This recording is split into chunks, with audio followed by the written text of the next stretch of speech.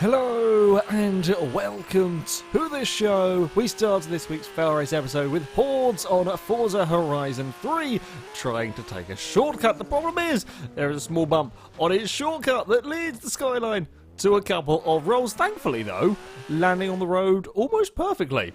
A very, very impressive way of manoeuvring your car. JMJ Rules is up next, playing around with the AI cars. Yes, we've all messed about with AI vehicles in various different ways. In this case, we're trying to push a Ford Ute over the edge of a bridge, and sure enough, he has managed to do it. The thing is, the Ute isn't best pleased about all of this, and he goes to bully some other Fords. The Ute, it just jumps back. That's a useful ability for a car to have.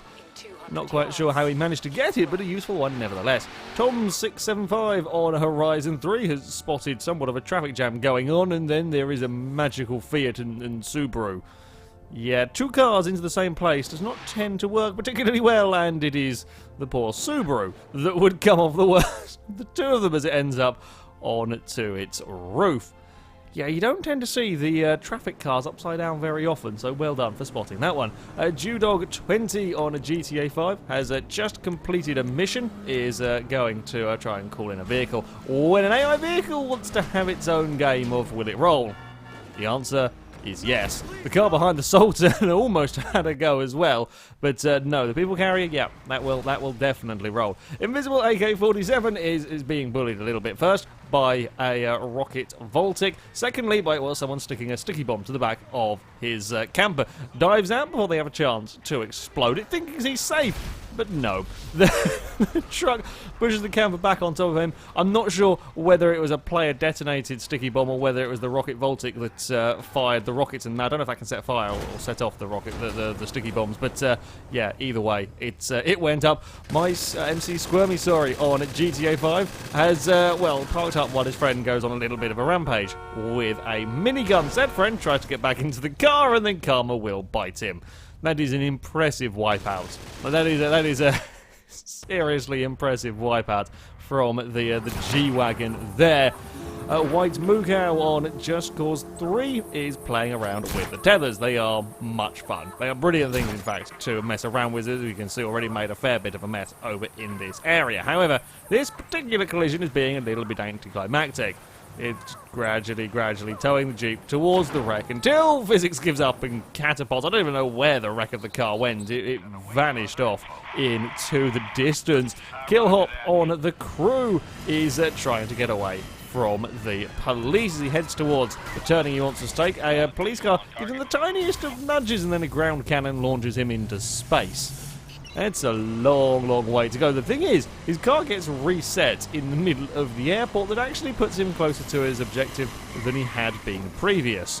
So, yeah, kind of quite helpful, that one. On to the rally next, and the Pikes Peak hill climb, notoriously dangerous and running a little bit wide, clipping aside, and many spins for the Audi. It does get reset, however, it lost a wheel. Yeah, that's a nasty crash. That's a huge number of spins as well from the Quattro. Still drivable, surprisingly, but there we go. On to driver San Francisco next as we're racing through the streets in a McLaren. Clip a curb, launches the car to a front flip. Doesn't quite get a complete front flip. Amazingly, sort of the roll past the, it was like a tram station or whatever, would keep it landing properly. Incredible landing. Tone, a 4366 on R-Factor 2 with an AI car having some issues trying to pass one of the slower category of vehicles. The LMP car goes off the road. The Aston Martin is pushing its luck a little bit, I'll be honest, going over there. The collision between the pair of them, the Aston Martin loses its front bumper, which gets wedged underneath the front of the LMP car. That then can't turn before the bumper kind of eventually gets spat out. But yeah, I can't say I've ever seen that happen before in a game. Zurich on Driver 2 is trying to chase down an opponent car when, well, they very much get the better of him. Clever moves from the AI. I wouldn't be concerned about having lost the opponent. I'd be much more concerned about my car having done 3 flips and flying up a building. That Mudkip on Stock Car Extreme runs a tad wide, doesn't see there is an AI vehicle behind him as he tries to get back on the track. It's smacked and kind of rolled over. It's not really a proper rollover. You see, we're going for spins rather than rolls in this episode, it would seem.